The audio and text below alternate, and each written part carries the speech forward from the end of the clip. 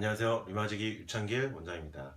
류마티스 질환이 있을 때, 자가면역 질환이 있을 때, 류마티스 관절염, 루푸스, 강경 척추염, 피부경화증, 다양한 자가면역 질환이 있는데 혈액 검사 결과지 보는 방법 설명드리고 있습니다. 백혈구 수치 보는 방법 말씀드리고 있고요. 오늘은 네 번째 시간인데요. 백혈구가 증가하는 경우에 대해서 이제 설명을 드릴 건데 지난 시간까지의 내용을 아주 짧고 간단하게 요약해드리겠습니다. 백혈구는 면역 기능을 담당한다. 우리 몸에서 혈액 검사 결과지 보면 WBC라고 쓰여 있다. 백혈구는 이물질을 잡아먹거나 항체를 형성하는 작용을 한다. 그래서 우리 몸을 보호하는 역할. 백혈구는 우리 몸을 보호하는 면역 기능을 담당한다. 검사 결과지에 WBC라고 써 있고 4에서 10으로 표시되어 있는데 실제로는 4,000에서 만이다. 그래서 WBC만 찾아서 4에서 10 사이에 있는지만 보시면 되겠죠. 4,000에서 만 사이에 있는지. 그것보다 높으면 백혈구 증가고 4,000 이하면 백혈구 감소입니다. 그리고 이제 저번에 말씀드린 게 백혈구 수치 말고 백혈구 수치 밑에 있는 5가지 영어로 항목이 나와 있고 퍼센트로 이제 쭈루룩 나와 있는데 거기서 막히는 경우가 많은데 막힐 필요가 없고 백혈구를 구성하는 건 과립형 백혈구와 무과립성 백혈구가 있는데 과립형 백혈구는 3가지로 나뉜다. 호중구, 호염구, 호산구로 나뉘고 단핵구, 림프구 이렇게 5가지로 나뉘는데 백혈구는 이렇게 5가지로 구성이 돼 있어요. 5가지로 구성이 돼 있는데 이 구성 비율을 보는 게 여기 퍼센트로 이렇게 써 있다고 말씀드렸죠. 그래서 이 퍼센트를 봐라. 퍼센트가 써 있는 것을 보면 호중구, 림프구 비율을 볼 수가 있고 단핵구, 호염구, 호산구도 볼 수가 있다. 그래서 이 비율을 쭉 보는데 이 비율에서 제일 많은 게 호산구다. 호중구다. 호중구. NUET로 써 있다.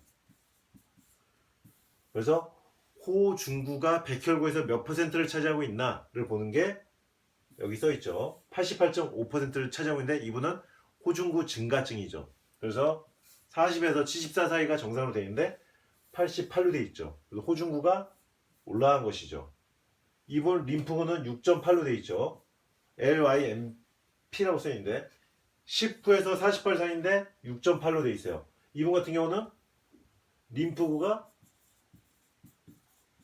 감소한 겁니다. 19에서 48까지가 정상인데 6.8이 나와 있어요. 림프구가 줄어들었다. 그래서 이렇게 보는 것이라 말씀드렸고 제일 많은 것만 찾아라. 일단 그게 호중구다.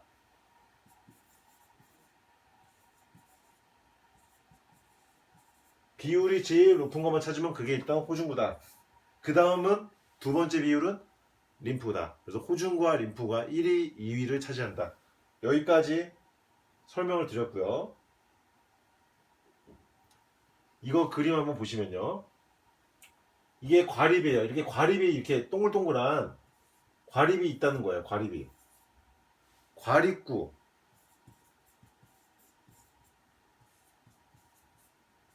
과립구는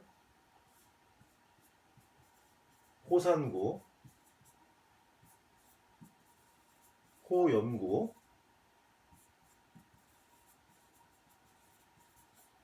이거는 호산구고요. 이게 뉴트로필이 호중구입니다. 그래서 이 호중구가 비율이 제일 높다고 말씀드렸죠. 이 안에 과립이 있고 핵이 이렇게 나뉘어지기 때문에 백혈구가 과립과 무과립성 백혈구로 나뉘는 거 설명드렸던 거죠. 이제 여기까지 이해하셨으면 거의 반의사 수준으로 이해를 하신 거고요. 오늘은 백혈구가 증가하는 경우에 대해서 일단 먼저 설명드리겠습니다. 감염이 일어났거나 염증이 일어났거나 중독, 근만성 백혈병이나 임신이나 분만 시에도 백혈구 수치는 올라갈 수 있고요. 통증, 그리고 운동 시에도 늘어날 수 있고 발작, 감정적인 흥분, 그러니까 결국 스트레스 상황에서도 백혈구 수치는 증가할 수가 있어요. 그리고 몸이 아플 때도, 통증 때도 백혈구가 증가할 수 있고, 그리고 이런 감염증, 이게 제일 많은 거죠. 백혈구 감염. 그러니까 지금 혈액 검사 결과에서 WC가 올라갔을 때를 얘기한 겁니다. 그리고 염증 상태, 감염이 일어나고 염증이 일어나거나 어떤 중독 상황 또는 임신이나 출산 시에도 올라갈 수 있고 운동할 때도 올라갈 수 있고요. 아드레날린과 연관되는 수치이고요. 그리고 발작, 백혈병, 금만성 백혈병 때 올라갈 수 있다. 그래서 증상이 뭐가 나오냐? 열이 오릅니다. 열이. 백혈구가 증가할 때 열이 오르고요. 그리고 전신의 허약감, 그러니까 전신 위압감, 전신 쇠약 증상이 나타날 수가 있습니다.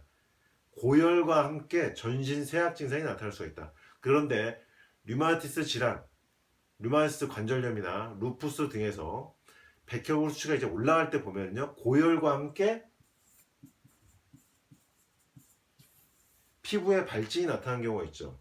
그러니까 소아 류마티스 관절염이나 성인 류마티스 관절염 또는 루푸스 발병 초기에 보면은요, 이 백혈구 수치가 증가하면서 고열이 발생합니다.